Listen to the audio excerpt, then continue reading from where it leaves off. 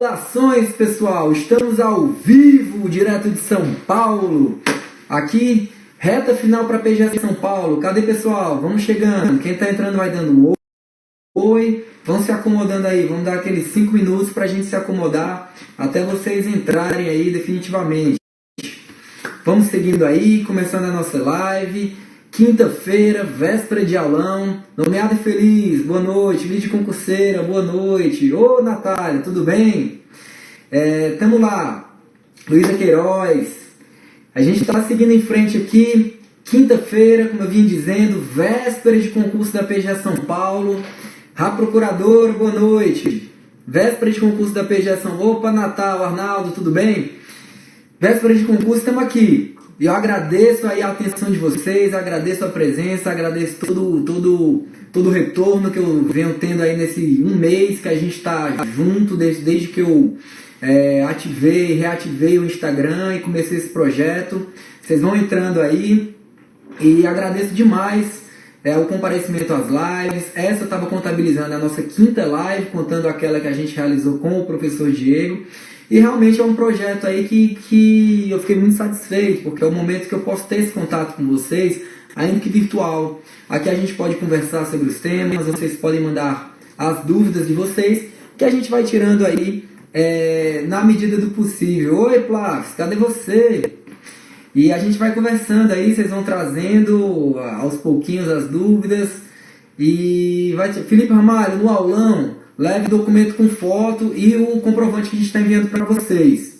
Rus Raul, meu amigo, há quanto tempo que eu não falo com você? E aí é isso, vamos dar 5 minutos aqui enquanto vocês vão se acomodando. E se quiserem mandando alguma dúvida, mandando um oi, mandando um salve, né? Um beijo aí pro pessoal. Um salve pro pessoal de Fortaleza que vem me acompanhando. Fortaleza é minha terra, a terra onde eu fui criado. Fui criado ali me banhando no mar da Praia do Futuro, né? Vaga para aulão não tem, infelizmente, está encerrado. Um abraço aí pro pessoal do Tocantins, eu morei no Tocantins já. Boa noite, Thaís. Pessoal do Tocantins, da Bahia, de Minas, né? Pessoal do Rio. Salve para Fortaleza, Raquel. Que a gente está muito feliz realmente de ter gente do Brasil inteiro.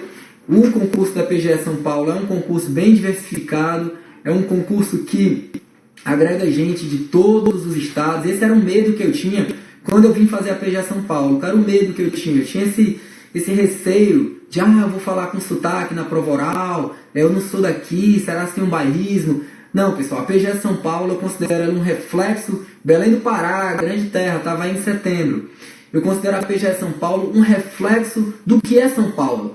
Uma terra acolhedora, uma terra com gente do Brasil inteiro, uma terra que acolhe pessoas que vão chegando aí e vão se acomodando, vão entrando no modo de vida da cidade. E a PGA São Paulo é isso. A PGA São Paulo é uma PGA diversificada, heterogênea, com pessoas de todas as origens, todos os credos aí. E a gente convive bem e constrói uma carreira nas quais somos muito felizes, na qual somos muito felizes aí, né? Então, sejam bem-vindos, vamos chegando e vão trazendo as dúvidas de vocês. É isso aí, pessoal. Hoje o tema da nossa live, já entrando, né?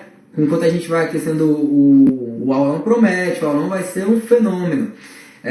Enquanto a gente vai conversando aí, enquanto o pessoal vai entrando, vou, para variar, contar uma historinha para vocês. Historinha jurídica, né? Historinha dentro da... Ô, Rayana, tudo bem? Dentro aqui da nossa matéria. E o tema hoje que nós vamos tratar é servidor público. Servidor público na Constituição da República Federativa do Brasil de 1988. Então vamos lá. A Constituição de 88, ela construiu a questão dos servidores públicos, como eu vejo, interpreto aí, ô Paraíba, beleza? Eu considero aí uma boa noite, um dos pilares, na verdade, do Estado Democrático de Direito. Servidor público, a gente vê nos últimos tempos, e o Brasil de vez em quando, a história é cíclica. Vocês vão ver que tudo na história é um movimento pendular. Às vezes a gente tende para um lado, às vezes a gente tende para o outro, e aí vai. Então hoje, nesse momento, eu vejo um momento de realmente grandes críticas à a opção política da Constituição em relação aos servidores públicos. Vocês devem estar acompanhando aí que existe aí uma série de ataques à questão e às prerrogativas do serviço público e a tudo aquilo que gira em torno disso. Mas aí é que eu conto a historinha para vocês. A Constituição de 88, ela foi inspirada aí na filosofia de Max Weber. Max Weber, dentre outros doutrinadores, ele é o que eu trato aí como meu livro de cabeceira. Opa, Salvador, passei o carnaval aí, terra maravilhosa, viu? Ela trouxe aí a questão de uma burocracia racional. Esse é o nome da obra de Max Weber. Então, quando você tiver uma folguinha aí do concurso, se estiver cansado, não vai ler o Crepúsculo, não. Não vai ler os 50 Tons de Cinza, não. Leia a burocracia racional de Max Weber, que você vai ficar apaixonado. Esse sim vai te apaixonar. Porque é o seguinte, foi criado uma máquina burocrática isenta, uma máquina burocrática dotada de total impessoalidade, que deveria funcionar como órgão, deveria funcionar aí como uma perfeita máquina, onde todos aqueles que integram ela, eles seriam tratados de forma impessoal, ou seja, quem está lá ocupando aquele cargo não é o Felipe, não é o Marcos, não é o Pedro, não é a Joana, não é a Maria. Lá você está como procurador do Estado. Independente do que você está fazendo ali, as suas convicções pessoais, elas não vão ter interferência naquilo. Para quê? Para tornar a burocracia estatal, e eu falo aqui sem qualquer sentido pejorativo em burocracia, uma máquina isenta. Isenta em relação ao cidadão, ela não vai escolher qual cidadão ela presta melhor, porque o grande patrimônio de quem não tem patrimônio é o serviço público. Então, aquele que não tem patrimônio, aquela pessoa pobre, ela precisa do Estado. Eu não estou falando do Estado paternalista, eu estou falando do Estado que se deu aí dentro da nossa Carta Social, do nosso Pacto Social, fundado juridicamente a partir da Constituição de 88. Então, existe aí um Estado com deveres prestacionais, e grande parte desses deveres é aí instrumentalizado por meio dos servidores públicos. Então não cabe a mim, como servidor, ajudar fulano, prejudicar Beltrano. Eu tenho que agir de forma impessoal. E essa impessoalidade se dá, como eu vinha dizendo, em relação ao cidadão, mas em relação a quem está ocupando o poder em determinado momento, momentaneamente. Então, o servidor público ele vai exercer essa função de controle também interno. Ou seja, você que está ô Camila, minha cunhada, boa noite, um beijo. Você que está dentro da burocracia estatal, você está ali para proteger o cidadão do arbítrio do poder. Então é você, como procurador de Estado, que vai lá, no dia que vier um secretário querendo ser corrupto, querendo fazer atos de corrupção, é você que vai ter que pegar a caneta e dizer, não, isso não pode, isso está errado. É você que, como servidor lá do TJ, no dia que chegar algum advogado querendo fazer o protocolo de uma petição a destempo, você que vai ter peito de dizer que não pode. E você tem, então, para defender os anseios da coletividade, eu vou explicando isso aqui a cada ponto que nós vamos tratando, porque cada prerrogativa do serviço público, é isso que nós vamos tratar hoje, elas têm um fundamento, uma razão racional de ser, desculpe a redundância, para proteger o cidadão. Então, o regime da Constituição da República Federativa do Brasil elegeu os servidores como um dos pilares de proteção do cidadão frente a qualquer abuso, frente a qualquer arbitrariedade. Então vamos lá. Os servidores, eles são tratados eles têm patamar constitucional. Então veja, vocês que estão tentando aí entrar no serviço público, vocês vão ver que vocês vão ser alçados aí.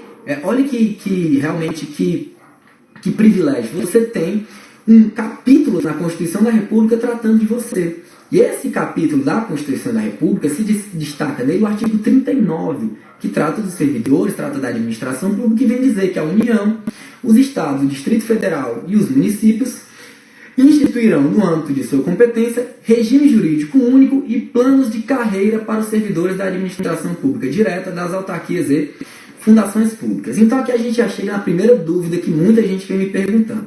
Por quê? Eu falo sempre que eu trabalho com empregados públicos no estado de São Paulo. Aí o pessoal chega e me pergunta, mas Felipe, não tem um tal de regime jurídico único? Como é que tem empregado público se o regime jurídico devia ser único? Aí você tem que ir lá e mandar que ele veja bem para o aluno, porque o direito, ele não é, na vida real, ele não é tão claro e tão objetivo e tão certinho quanto a gente lê nos livros. Na verdade, ele se entorta um pouco e o que importa é você realmente manter isso dentro da legalidade. Então vamos lá. Vamos lá, história sobre o regime jurídico único. O regime jurídico único veio estabelecido na redação originária da Constituição da República de 88, e ele dizia exatamente isso, que, no artigo 39, sua redação original, que haveria aí o regime jurídico único. Houve aí dentro dessa respectiva mudança da reforma de Estado, que veio aí nos anos 90, normalmente, por meio, dentre várias outras reformas, a emenda constitucional número 19 de 98 veio e acabou com o regime jurídico único. Ela veio e alterou o artigo 39 da Constituição para dizer expressamente que o regime jurídico único estava extinto. Ok, acabado o regime jurídico único, os estados e municípios, a União e autarquias passaram a contratar sob regimes variados, ou seja, tanto seletista como estatutário, e ficou aquela bagunça. Mas aí, o nosso legislador, e aí eu tenho que fazer um parênteses, porque o legislador, ele não é formado em direito. O legislador, muitas vezes, é ex-BBB, é palhaço, é peão de circo, é médico. Então ele não tem noção jurídica e muitas vezes o assessor dele falha também. Então, às vezes ele faz uma interpretação, faz uma mudança de lei ou uma alteração, a criação de uma lei, que o jurista, cabe a nós juristas interpretar e dar uma logicidade àquilo. Mas vamos lá, a falha que ocorreu aqui não foi nem exatamente uma tecnia. Foi um vício formal mesmo, nessa emenda que visava alterar o artigo 39, que chegou a ser alterado, sendo que houve um vício formal. Ela não foi votada com maioria qualificada na Câmara dos Deputados. Como isso foi reconhecido pelo STF depois, por meio da ADI 2135, caiu essa emenda, isso foi em sede liminar, e agora foi restabelecida a redação originária do artigo 39, ou seja, restabelecido o regime jurídico único. Por essa razão, em muitos estados hoje, convivem... Opa, Felipe Duque, grande abraço, meu amigo. Convivem vários regimes dentro da administração pública devido àquele período em que o regime jurídico único ficou suspenso. Ok, isso é a regra geral. Agora, aqui em São Paulo, houve aí uma interpretação que já vem de um decreto-lei antigo que diz que o regime jurídico único, e aqui eu faço parênteses para vocês, para explicar, que não existe um conceito pronto e acabado do que seria regime jurídico único, que a interpretação dada aqui em São Paulo é de que regime jurídico único é único para determinada esfera da administração. Ou seja, a administração direta vai ser, via de regra, regime estatutário.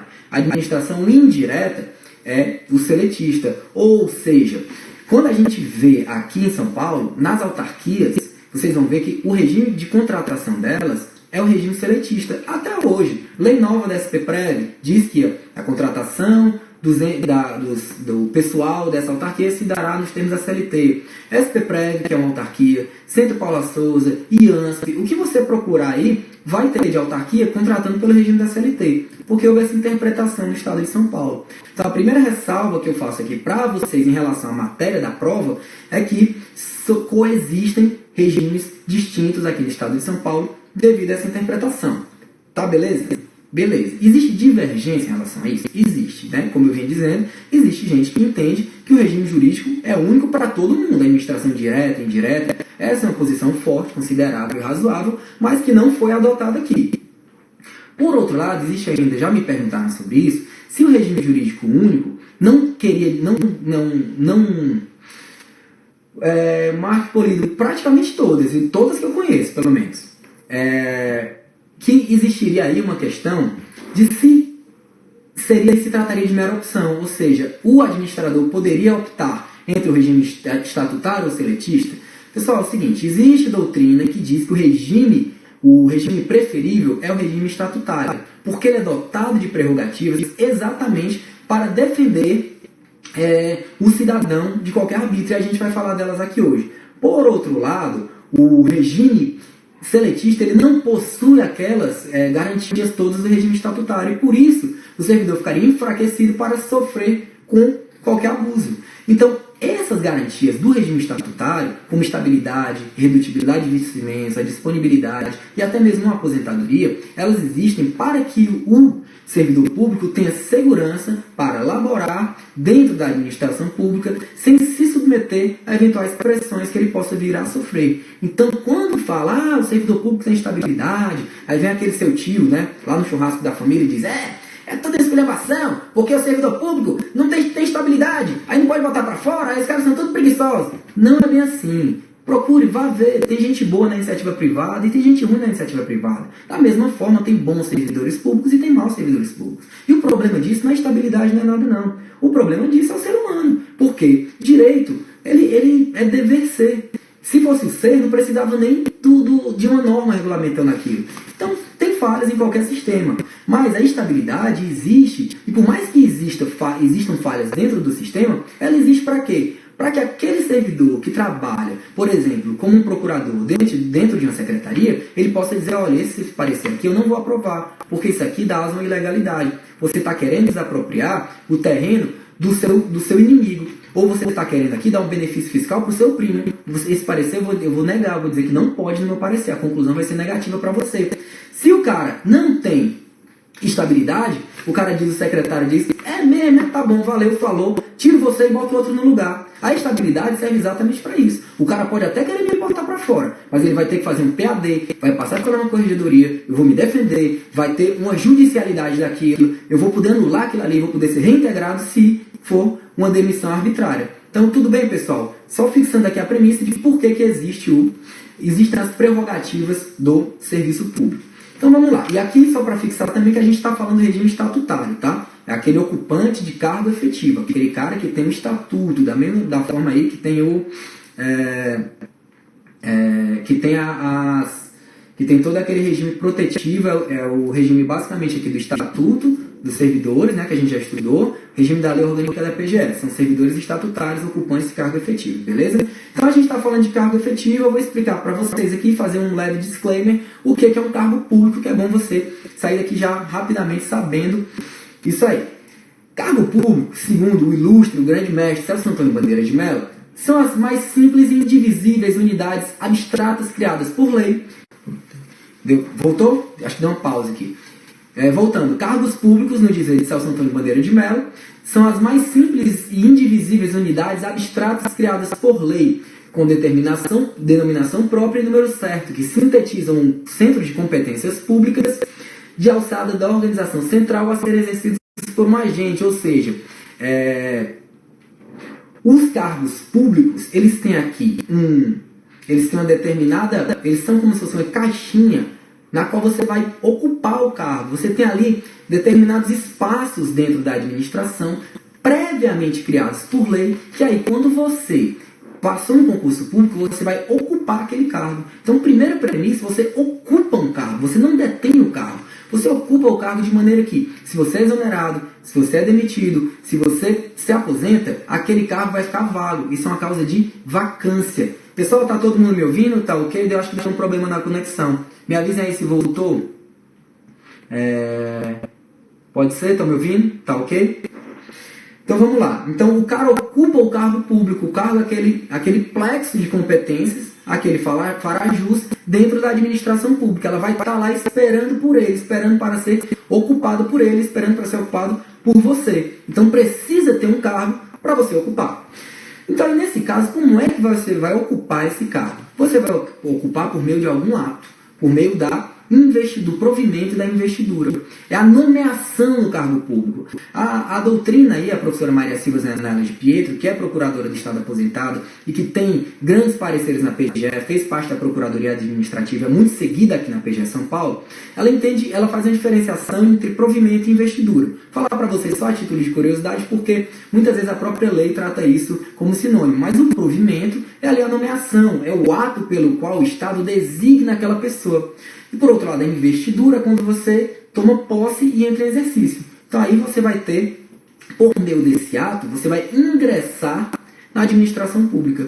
Então tudo bem? Então você vai ter que ter um cargo criado para o qual você ingressa. Então, por exemplo, se todos os cargos estivessem preenchidos na PGE São Paulo, você poderia entrar? Não, você não poderia, porque não teria cargo para você preencher. Agora eu tenho uma boa e uma má notícia. A boa notícia para vocês é que ontem, na verdade, completaram 400 cargos vagos na PGE São Paulo.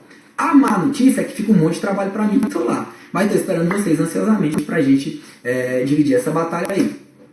Então aí, um detalhe acerca de cargo público que está fixado na Constituição, dentro de tudo isso que a gente está falando, é que existe a necessidade de uma prévia dotação orçamentária para a sua criação. Então, nos termos do artigo 169, parágrafo 1º, a criação de cargos pressupõe aí a existência de uma prévia dotação orçamentária suficiente para atender às projeções de despesa de pessoal e aos acréscimos dela decorrentes. Então, beleza? Então você vai lá, o administrador não pode simplesmente dar uma canetada e criar 3 mil cargos para a PGE. Porque no dia que entrar o pessoal aí, a gente vai nomeando. Não, tem uma responsabilidade e as pessoas têm que vir aí aos poucos, desse compasso de criação e ocupação. A criação só pode se dar com a devida, por meio de lei e com a prévia dotação orçamentária. Por último, acerca de cargo público, um pequeno detalhe também. Quando você ingressa na administração pública, você está firmando um contrato? Não. Quando você ingressa na administração pública, você não tem contrato. Você tem aí um ato complexo, que é um ato união, que é o quê? Que você disse que quer entrar, você vai lá, você ingressa na administração pública, você vai ter a sua aquiescência.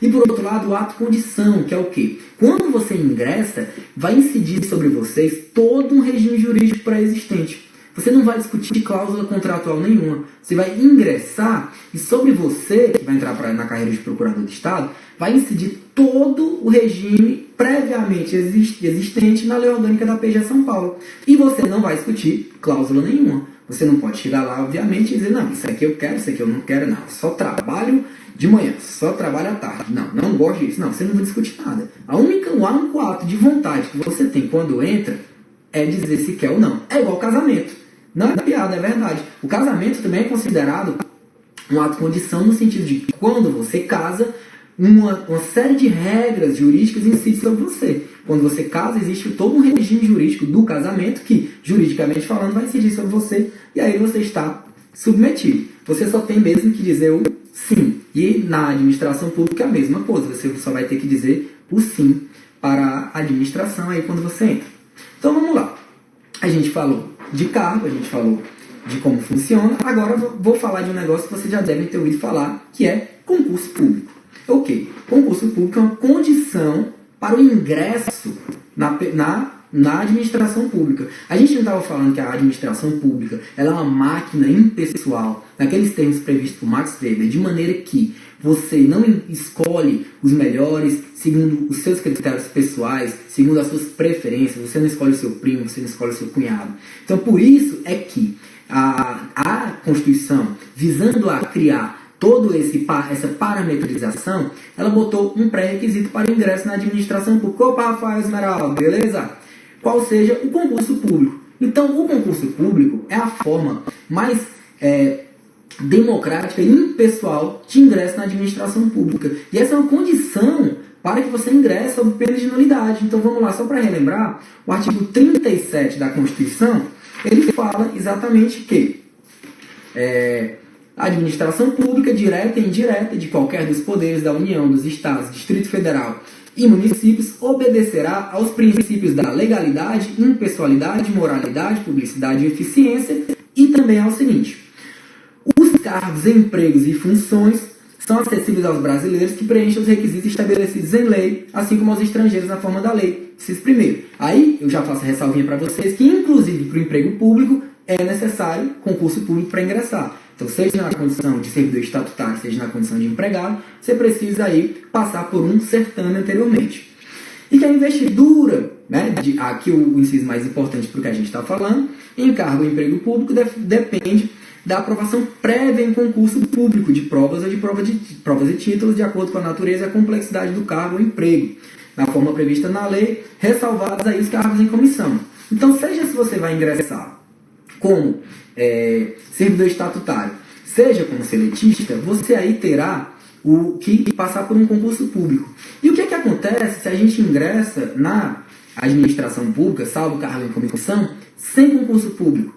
Nesse caso, a sua contratação vai ser nula, naqueles termos que a gente viu que a gente já tratou anteriormente, que é a súmula 363 do TST, que diz o quê? Aquele empregado que ingressou na administração pública sem a prévia aprovação em concurso público, aquele empregado vai ter um vínculo nulo, logo não gerará efeitos. No entanto, para evitar o enriquecimento sem causa do Estado, ele fará jus aí a saldo de salário e FGTS. Então, lembrando, empregado que entrou na administração pública sem concurso público só faz jus basicamente aí a contraprestação daquilo que ele trabalhou, o saldo de salário. E o FGTS, por quê? Porque, segundo parte da doutrina, o FGTS ele tem a natureza de salário diferida, ele é como se fosse uma poupancinha feita aí para salvaguardar o empregado. E por que isso? Por que essa maldade com o coitado do empregado? Meu amigo, você já ouviu falar que tatu não sobe em toco? Exatamente. No dia que você vê um tatu em cima de um toco, é porque alguém botou ele lá. Então, se o cara entrou na administração pública sem concurso público, é porque alguém botou ele lá. Você está aqui nessa relação, quinta-feira à noite, me aguentando aqui para passar no concurso público, e chega o fulano lá e entra sem concurso público, entra pela janela, aí esse cara vai ficar lá e você não vai. Esse cara vai sair com indenização, com mundos e fundos para ir curtir lá na Tailândia? Não vai, ele vai sair com saldo de salário e FGTS dele. Por quê? Porque é contra a moralidade, é contra a impessoalidade, esse ingresso sem a prévia aprovação em concurso público. Beleza? E o último detalhezinho que eu trato para vocês aqui é em relação à investidura, que eu vou fazer um paralelo com a Constituição de 67 e 69, Constituição Mara. A investidura em cargo ou emprego público depende da prévia aprovação em concurso de provas e títulos, né? Do jeito que a gente falou. Mas veja que a Constituição de 88, ela fala a investidura. Ela difere desses termos da Constituição de 67 e 69, e vocês vão ver por que eu estou falando isso, que falava na primeira investidura depende de cargo de aprovação prévia em concurso público. É por isso que aquela lei orgânica, aquele Estatuto dos Servidores lá de São Paulo, que é de 1968, prevê institutos como, por exemplo, o acesso, a transferência. Por quê? Porque nesse caso, relembrando aqui que o acesso, ele era a ascensão funcional do servidor de um cargo a outro, a um cargo de outra classe, ou seja, o cara passou para técnico do TJ, ele subiu todos os níveis dentro da classe de técnico, aí ele consegue mais uma promoção e passar na lista. Pode isso, Arnaldo? Não pode. Mas na Constituição de 67, 69, podia. O cara podia ascender, ele podia mudar de cargo dentro da administração, porque apenas a primeira investidura é que tinha como requisito concurso público. Já na Constituição de 88, qualquer investidor em cargo público depende aí da aprovação prévia em concurso público. Beleza? Pessoal, tá certo isso aí? E aí vamos lá. Tem um último dispositivo que aí já faz uma conexão com o que a gente vai tratar no próximo, que é o quê? Que durante o prazo improrrogável previsto no edital de convocação, aquele aprovado em concurso público de provas ou provas e títulos será convocado com prioridade sobre novos concursados para assumir cargo ou emprego na carreira. É aqui que a gente começa, relembrando só que o prazo de validade do concurso é de 2 anos, prorrogável por igual período. Que a gente começa a entrar aqui nas questões do STF e que aí a gente vai falar de informativo, que são novidades, vai ser importante para vocês. Vamos lá. O STF, historicamente, ele entendia que o candidato aprovado em concurso público tinha mera expectativa de direito, ou seja, ele não tinha o direito subjetivo a ser nomeado. Então, acontecia às vezes da administração pública, ela aprovava a pessoa, fazia um concurso público e acabava não chamando, inclusive dentro do número de vagas. A jurisprudência foi evoluindo e aí hoje está fixado no STF a regra geral de que, quando aprovado dentro do número de vagas do edital, a pessoa tem direito subjetivo a ser chamado. Então, se você passar dentro do número de vagas previsto, fique tranquilo que muito provavelmente você será chamado. Salvo um cataclisma que a gente vai tratar no próximo slide, mas basicamente você, como regra geral, lembra, você tem direito subjetivo a ser chamado. E aí? E se, por exemplo, eu prestei concurso público, eu passei. Tinha 20 vagas para aquele concurso público. Eu passei em 21. Tô quase lá. Só que aí tô lá. Passei, tô esperando. Eu sei que eu não tô dentro do número de vagas. Eu sei que eu não tenho aquele direito subjetivo de ser chamado.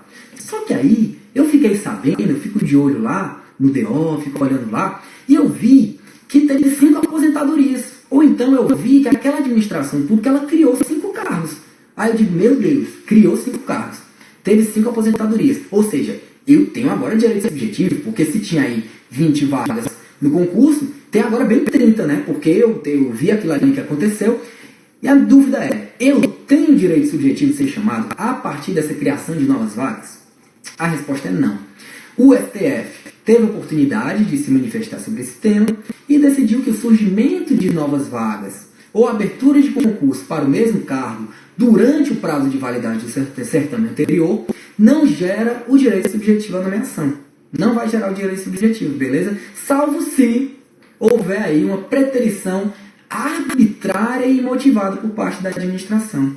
Então, beleza, pessoal? Então, via de regra, não haverá o direito subjetivo à nomeação caso aquele candidato aprovado fora do número de vagas fique sabendo aí que houve uma aposentadoria ou que houve a criação de novas vagas. E um detalhe é que o ônus de comprovar é do próprio candidato. Vamos dizer, ele viu que teve uma preterição arbitrária contra ele. Ele vai lá, ele vai ter que reunir as provas de que houve uma necessidade inequívoca da nomeação dele e ele vai ter que demonstrar aquilo de forma cabal. Beleza, pessoal? Isso é jurisprudência recente, do ano passado, então fique de olho que pode ser cobrado. Uma outra situação que vai gerar direito subjetivo ao candidato que foi aprovado fora do número de vagas é a preterição na nomeação, por não ser observada a ordem de classificação. Como assim? Vamos lá. Eu passei em 21º, estou lá esperando ser chamado. Aí, eu não conheço ninguém, apenas um rapaz latino-americano, né? Sem dinheiro no banco, sem parentes importantes. Mas aí tem um fulano lá atrás de mim que o pai dele é um cara importante, o pai dele é desembargador. E a gente tem resquícios de patrimonialismo aqui no Brasil. Pega e chama aquele cara. Chama um cara atrás de mim e eu não. Por quê? Porque eu não conheço ninguém. Pode isso, Arnaldo? Não pode. Nesse caso, será gerado o direito subjetivo à minha nomeação. Então, nesse caso, é porque não houve uma observância à ordem de classificação, e isso é claramente uma preterição, né, arbitrária por parte da administração, aí vai surgir o meu direito subjetivo de ser chamado. Beleza? Então, esses são basicamente aí esses três. Esses requisitos aí dentro dessas exceções. A abertura de novo concurso durante o prazo de validade, pessoal, a rigor, isso não é uma preterição arbitrária. É possível abrir um novo concurso dentro do prazo de validade anterior. Não é o ideal, mas pode ocorrer. Está dentro da discricionariedade da administração. Agora, vocês lembram que eu falei, né? Lembra que eu falei que a pessoa terá aí um direito subjetivo. Ela terá um forte direito de ser chamada naquele concurso público. Mas é sempre. Pessoal, cuidado com o direito, como sempre. Porque aqui é ciência social. Aqui a gente não tem nunca aquele 100%. Porque se houvesse 100%, né, a gente não precisava tanto falar em dever ser. Então, nesse caso, o STF fez a ressalva de que o candidato aprovado dentro do número de vagas, ele tem direito à nomeação. Regra geral na cabeça de vocês. Mas não pode esquecer que existem situações excepcionalíssimas, a exceção da exceção, que aí, nesse caso, elas poderão afastar aquele direito subjetivo, mas é um caso muito excepcional, de uma superveniência, ou seja, há fatos posteriores à publicação do edital, com imprevisibilidade, gravidade, que denotem uma necessidade da administração pública de não chamar. Então, aquele caso, às vezes, do Estado, o Estado está atrasando o salário, uma crise fiscal tremenda, o Estado não tem mais dinheiro para pagar salário, extinguiu aquela autarquia. Foi realizado aqui o concurso para uma autarquia.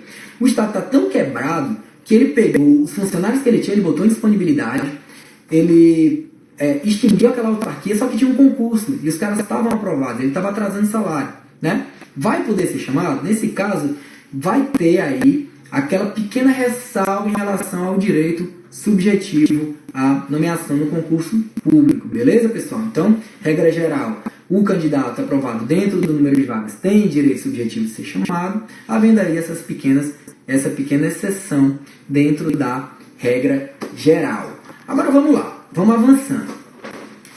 E, por exemplo, se o cara passa, tudo que eu estou falando para vocês aqui é informativo, é coisa recente, então não fique de olho aí que pode ser cobrado na sua prova. Informativo 617 do STJ. O que pode acontecer também? Eu vou lá, fiz um concurso público, eu, Felipe, passei no concurso público.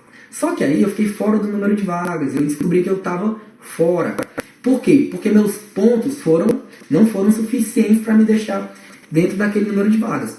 Só que eu vou lá, aí eu descubro, isso eu tratei esses dias com vocês, eu descubro que na verdade a contagem dos meus pontos foi errada. Foi errado, os caras ao invés de contar de 10 mais 10 ser 20, os caras contaram 10 mais 10, 15. E aí por essa razão eu não fui nomeado. Nesse caso, então eu posso ir lá, juntar a administração pública e dizer, ô pessoal, aqui, houve uma contagem errada dos meus pontos, vamos lá, vamos revisar meus pontos. Aí os caras revisam e dizem, bicho, é mesmo, você tem direito de ser nomeado, então você vai ser nomeado. Só que entre esse período de nomeação, esse período aí entre a constatação do erro e a convocação dos demais, houve um lapso aí de 6 meses, de 1 ano, que seja. A dúvida é, eu tenho direito de ser indenizado por aquele período que eu poderia estar na administração pública e não estava por erro da administração pública reconhecido? A resposta é não. O STJ entendeu que a nomeação tardia em concurso público, ainda que por erro da administração, eu não deveria aí ser indenizado. Então, são coisas da vida, né? Tá dentro das regras do jogo. Você não vai poder ser indenizado. E outro ponto, e se, por exemplo, eu entrei com ação, eu fui reprovado no concurso público, mas aí eu acabei entrando com ação, eu não ganhei a liminar, e aí nessa ação, 4 anos depois, vamos retroceder. Você passou para o concurso de procurador do Estado, você foi reprovado por causa de alguma falha no certame. Você entrou com ação, pediu liminar, perdeu a liminar. Passaram-se anos, seus colegas todos entraram na PGE. Seus colegas passaram para o nível 1, passaram para o nível 2 e você ainda estava fora. Aí lá, 5 anos depois, você teve aí julgado definitivamente seu pleito. Reconhecido, você tem direito a entrar no Estado de São Paulo para ocupar o cargo de procurador do Estado.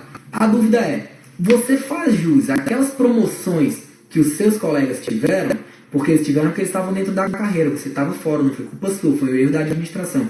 Você faz jus àquelas promoções retroativas? A resposta é não. Segundo aí o STF, no informativo 868, ele diz que é requisito para as promoções, no caso aí, primeiro você tem entrado na administração pública, você tem que comprovar determinados requisitos para ser promovido. Então, nesse caso, você não fará jus às promoções retroativas. Beleza, pessoal? Então, e aí, o último ponto aqui para tratar acerca de concurso público, que é relevante também, vamos dizer, você passou aquele mesmo concurso de 20 vagas, você passou em 21º, mesma situação.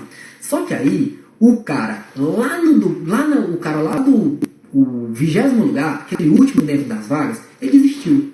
Né? A administração chegou e falou, Nilson, você quer entrar na administração pública? Ele disse, não, resolvi que vou abrir uma cupcakeria, vou seguir meu sonho, não quero trabalhar com papel, com burocracia, com gente chata, e ele desiste de tomar posse. Aí você vai lá, você fica naquela dúvida, eu tenho direito a ser convocado? Porque eu tenho direito subjetivo? A resposta nesse caso é boa para você. É sim, informativo 612 do STJ, que diz que a desistência de candidatos melhor classificados convola a mera expectativa em direito líquido e certo, garantindo a nomeação dos candidatos que passarem a constar dentro das vagas previstas no edital. Então aí, ponto positivo para você. Então, se alguém desiste, alguém que estava dentro do número de vagas desiste, você é empurrado para frente ali na fila, você passa a ter direito subjetivo a essa convocação.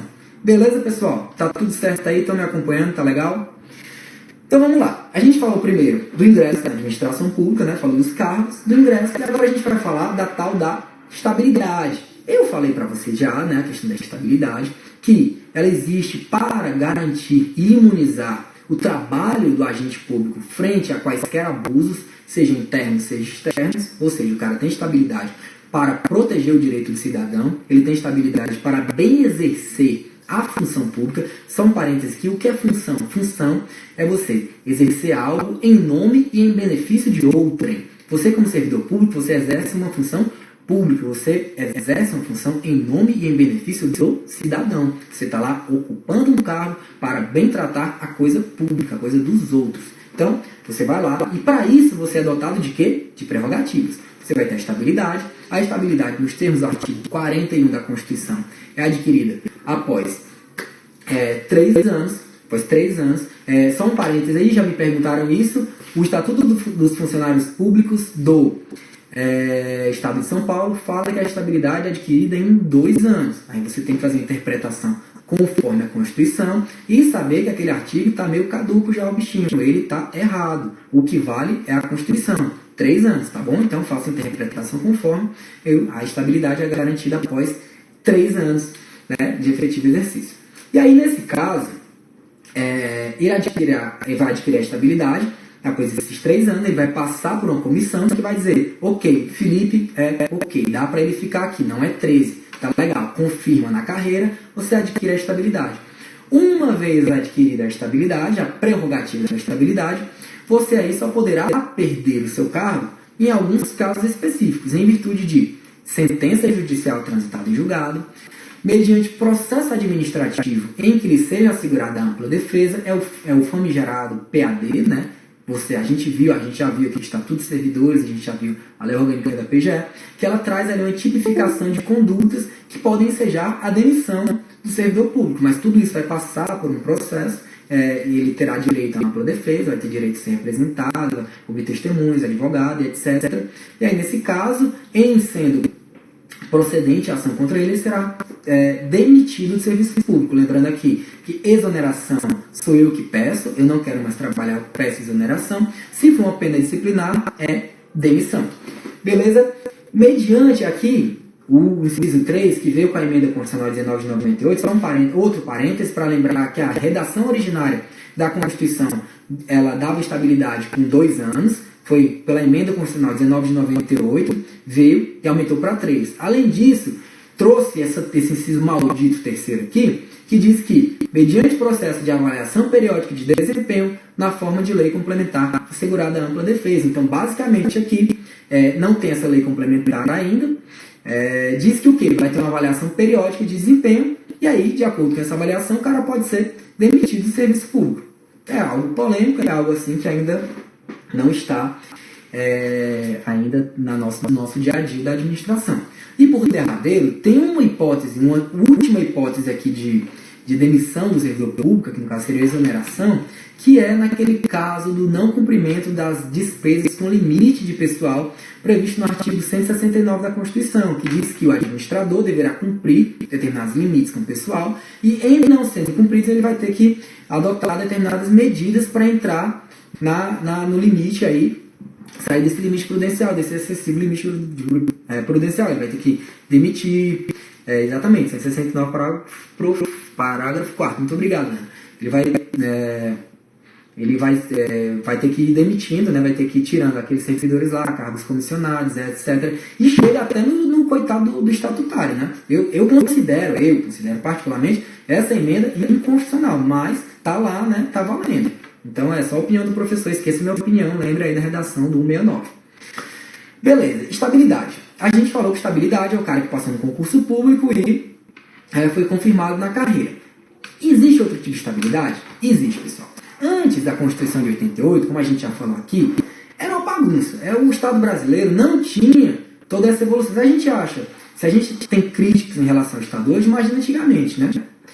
Então, era realmente uma bagunça. Então, tinha gente aí no Estado de todo jeito. O pessoal que entrou pela janela de todo jeito. Então, para compatibilizar essa situação, a Constituição de 88 veio e no artigo 19 do ato das disposições constitucionais transitórias, ela disse que quem entrou na administração pública sem concurso público 5 anos antes da promulgação da Constituição de 88 vai ser considerado estável. É aquela estabilidade excepcional prevista no artigo 19 da DCT. Beleza? Todos vocês devem conhecer. Então, basicamente aqui, eventualmente, alguém conhece, né? Um tio, um parente, alguém que era da administração pública antes, que teve algum emprego lá arranjado e acabou sendo estabilizado por causa do artigo 19 aí. A Constituição de 88, dentre outros fundamentos, ela quis passar uma régua em muitas das situações aí que vinham acontecendo no Brasil. E uma forma de compatibilizar esse direito que ela concedeu foi a estabilidade provisória. Beleza, essa é a parte fácil, essa vocês sabem. Mas aí, por exemplo, se a Constituição do Estado do Rio Grande do Norte, vou pegar o exemplo aqui que foi do caso concreto, resolve conceder essa mesma estabilidade a uma determinada categoria de servidores lá. Ou seja, ela pega e diz, não, aqui não é os que estavam 5 anos antes. Aqui no estado do Rio Grande do Norte, do que seja, a gente é bonzinho e a gente vai dar estabilidade para quem estava aqui 1 ano antes da Constituição. Isso vai ser uma norma da nossa Constituição estadual. Pode isso? É válida essa norma? O STF veio no informativo 840 e decidiu que não podem as leis estaduais conferir essa estabilidade excepcional, né? Ir além do artigo 19 da DCT. Então, impossível aí essa previsão, o sistema não aceita, é inconstitucional. Tá, beleza, pessoal? Tá dando aí para pegar? Tô tentando passar para vocês estão vendo que eu quis passar uma parte mais teórica, né? Eu quis passar uma parte que mais teórica, mas trazendo justamente para casar com esses informativos, beleza? Essa do 19 da DCT é uma estabilidade excepcional. Ela era, se o cara tivesse em exercício antes da Constituição de 88, às vezes podia ser até, né, não necessariamente precisava se tratar de um cargo efetivo.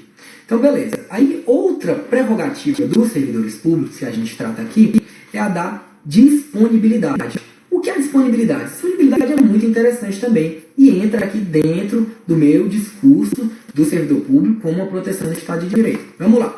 A Constituição de 88, ela previu que o servidor, se extinto um cargo ou declarada sua desnecessidade, o servidor estável ficará em disponibilidade.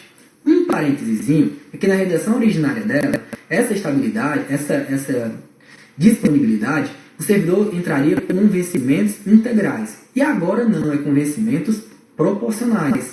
Ou seja, se eu estou lá, ô professor Alexandre Masmo aqui, hoje aqui é uma moral, viu? Hoje aqui é realmente uma honra, até, nossa, um grande abraço, professor, tudo de bom, espero vocês aí no sábado. Então vamos lá, disponibilidade. Se o servidor público ele está lá, por que eu estou tratando aqui da estabilidade e disponibilidade? Tem aquele servidor estável, ocupando um cargo efetivo, e aí ele está lá trabalhando em uma determinada secretaria, e chega de novo aquele secretário corrupto e diz assim, olha, eu quero que você dê esse parecer aqui, eu quero que você ajude aqui a desapropriar as terras daquele meu inimigo político, então eu quero que você faça um parecer aqui para dar uma isenção fiscal à loja da minha mãe. Aí eu vou lá e digo que não vou dar. Aí o que acontece? Esse cara tem moral, ele conversa com determinadas pessoas e extingue meu cargo. Nos termos da redação originária da Constituição de 88, eu entraria em disponibilidade com vencimentos integrais. Agora, com a nova redação, com remuneração proporcional ao tempo de serviço, até o quê? Até o aproveitamento em outro cargo. E a gente faz o link agora aqui com o Estatuto dos Funcionários Públicos Civis do Estado de São Paulo, que trata do Instituto do Aproveitamento, que diz exatamente que é o reingresso no serviço público do funcionário em disponibilidade. Então, basicamente, eu ocupava aquele cargo foi extinto ou declarado sua desnecessidade. Se não tem mais cargo, lembra, pessoal, para eu estar dentro da administração pública, eu tenho que estar em algum lugar. O lugarzinho que eu ocupo lá é o cargo. Acabou o cargo, eu não fico flutuando, eu vou para casa. Então, eu vou lá para casa e fico esperando o meu retorno à administração. Nesse caso, com a redação dada pela emenda constitucional 19 de 98, eu vou ter aí vencimentos proporcionais. Por exemplo, eu tenho 8 anos de procuradoria, eu vou ficar com vencimentos proporcionais a 8 anos de trabalho na administração. Nesse caso, eu ficarei na minha casa esperando o meu reingresso por meio de quê? Do aproveitamento. Então, beleza, pessoal? Essa é uma forma de provimento, é uma forma aí de reingresso na administração pública que é válida e ainda vigente, beleza? E aí, vamos lá. Seguindo adiante, a gente fala agora da irredutibilidade de vencimentos. Já que eu falei em vencimentos proporcionais aqui, a gente fala também de irredutibilidade de vencimentos. O que é que garante o artigo 37, inciso 15 da Constituição?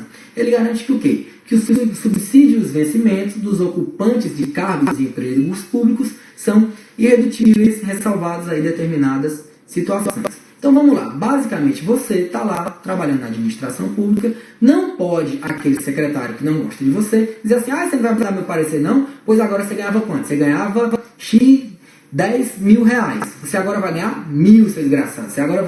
A parcela do seu carro que você tinha que pagar, aquela parcela do seu carro, você agora vai se virar para pagar, aquele seu aluguel você vai se virar para pagar. Então é uma forma de pressão muito grande, porque o cara que não tem de onde se manter, ele vai se submeter àquela pressão. Ele vai acabar cedendo. Porque o cara tem que pagar boleto, né, pessoal? Todo mundo tem que pagar boleto, tem um filho para botar na escola. Então, a irredutibilidade de subsídio veio exatamente para isso. Só que o que é irredutibilidade de subsídio? Aí veio uma discussão em vários âmbitos aí e chegou no Supremo Tribunal Federal. Ou seja, é valor nominal ou é valor real? Por exemplo, o dinheiro que eu ganho hoje, daqui a 10 anos, se eu continuar ganhando a mesma coisa, ele não vale a mesma coisa, né? A gente tem aí a tal da inflação. Deu uma pausinha, voltou, pessoal? Tá beleza? Me dê um ok aí. Beleza, então vamos lá. Então ele entra aí, né? Ele tem a inflação que vai carcomendo o salário dele. Então, sob o argumento de que, na prática, na real, se você não dá aumento, é a mesma coisa que está reduzindo, o cara vai lá e foi lá no STF, chegou e perguntou: então, o meu patrão, o gestor, o administrador, ele não me dá aumento. Então, nesse caso, ele está reduzindo o meu salário e está ferindo a irredutibilidade salarial. Aí o STF foi lá e falou o quê? É complicado. Não é bem assim. Você tem direito à irredutibilidade salarial apenas no que tange ao valor nominal. Então, se você ganha 10 mil hoje, você tem direito a continuar ganhando 10 mil. Não pode baixar para 9.900, nem para 9, nem para 8, nem para 1. Mas, por outro lado, você não tem direito a ir àquela revisão geral anual, que está previsto na Constituição, mas entende o STF que o Judiciário não pode dar porque aumento de servidor, no caso, por exemplo, de servidor do Executivo, precisa de lei específica, de iniciativa do chefe do Executivo, e haveria aí uma malferição do princípio de separação dos poderes. Então, nesse caso, eu não vou poder obter o aumento pela via judicial. E a irredutibilidade salarial diz respeito apenas ao valor nominal do salário. Beleza? Vamos seguindo em frente aqui, continuar falando de irredutibilidade. Vamos lá. Outro passo em relação à irredutibilidade. A Constituição de 88, ela foi sendo modificada, né? A gente já falou, em determinados aumentos aqui, em determinados momentos aqui. E lá em 2003, veio a emenda 41 e criou o tal do teto constitucional. Na verdade, ela regulamentou, ela especificou, aí, tornou, na verdade, ela criou na prática o teto constitucional. Isso quer dizer que existe um teto, né? Existe o teto, os subtetos de governadores, executivo, do judiciário, mas basicamente existe um limite até onde o servidor público vai poder ganhar. Então vamos dizer, eu tenho direito a diversas vantagens pessoais, eu tenho isso, eu tenho aquilo, mas aí chega naquele teto e corta. Eu não posso receber acima daquilo. Ah, professor, mas eu vi não sei aonde que um juiz, não sei o que, ganha 100 mil reais por mês. Pessoal, isso é uma deturpação, via de regra, a deturpação do sistema, porque segundo o STF, verbas indenizatórias não se submetem a esse teto. O pessoal faz o quê? Diz que tudo é indenizatório. Agora, tudo é indenizatório é o tal, por exemplo, do auxílio moradia, né, que está tendo discussões aí dentro da sociedade brasileira mesmo acerca da validade dele. Só que parece na PGE não recebe, tá, pessoal? Não tem auxílio moradia. Então, o cara tem justamente aquele teto constitucional. E aí vamos supor que lá em 2003 eu ganhava 50 mil reais, porque minha carreira me pagava 50 mil reais. Tudo bonitinho, verbo remuneratório. Veio a emenda e naquele momento estabeleceu um teto de 20 mil. A dúvida é, incide imediatamente aquele teto, ou seja, eu que recebia 50 vou passar a receber 20, ou eu tenho direito adquirido a continuar recebendo aqueles 50 mil reais, não obstante a emenda constitucional 41 de 2003, e isso também chegou no STF, que decidiu que o teto tem aplicação imediata, ou seja, aquele salário vai poder ser cortado para atingir ao limite constitucional e isso não fere o princípio da irredutibilidade salarial. Beleza, pessoal? Então, isso é um caso importante aí que vocês devem saber. Mas aí, a sociedade vai mudando, né? A sociedade vai trazendo novas demandas ao Supremo e a gente vai sempre nessa conexão aí. O que aconteceu? Chegou mais lá na frente e às vezes o cara, ele tinha um cargo público de procurador do Estado. Mas ele também era professor na USP, que também é um cargo público. Ele pode, né? A Constituição permite que ele exerça um cargo, né? Um cargo de professor aí junto com o de procurador do Estado dele. A dúvida é, o cara, ele vai ter que trabalhar de graça lá na USP ou o teto se aplica a cada um dos dois? Bem, até o ano passado, o que era decidido era que o teto era conjunto, ou seja, se eu já ganhava o teto lá na PGE, eu ia trabalhar de graça lá na USP. não é bem de graça, né? Mas na verdade aquilo não ia chegar no meu bolso, eu não ia receber aquele salário, seria cortado aí no teto. Mas agora foi decidido, decisão recente, preste atenção, é muito importante aí agora, porque é uma novidade que eu aposto que pode ser cobrada em seu concurso. O teto agora é aplicável a cada um. Então, se você passar na PGE, quiser dar aula na USP, não se preocupe, você poderá receber os 2 salários, informativo 862 do STF. Mas isso aí até a próxima decisão do STF, né? A gente sabe que as mudanças, elas são constantes no nosso judiciário. Então, pessoal, essas foram as principais dicas aí que a gente passou acerca de regime constitucional de servidores públicos. Vocês viram que eu tive aqui, a minha ideia foi dar um mote acerca das prerrogativas, quais são as principais prerrogativas dos servidores e quais são os principais julgados mais recentes do STF acerca dessas prerrogativas. Porque é um regime muito... isso mesmo, Natália, você me perguntou isso hoje.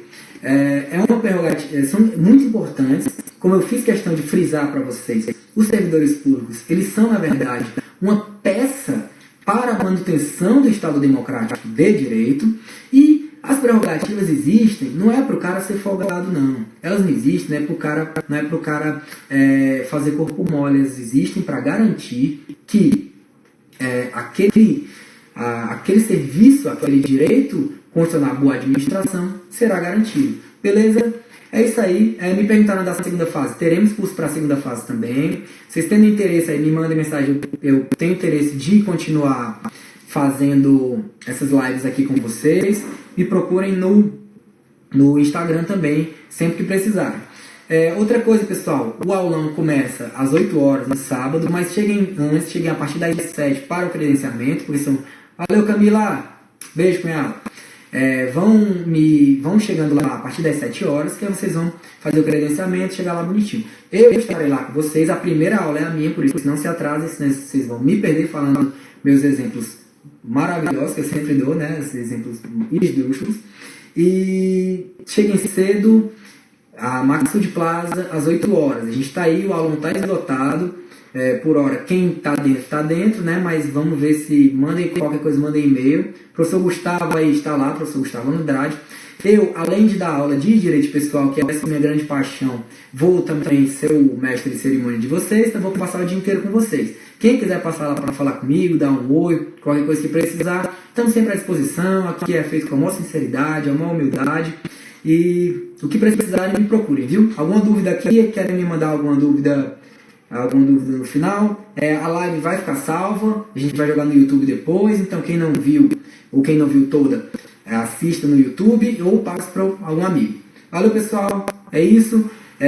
Pessoal, confiança, quinta-feira hoje, só tem mais sexta e sábado até a prova. Se lembre, você é o capitão do seu destino, do seu senhor, você é que manda, o trabalho foi feito.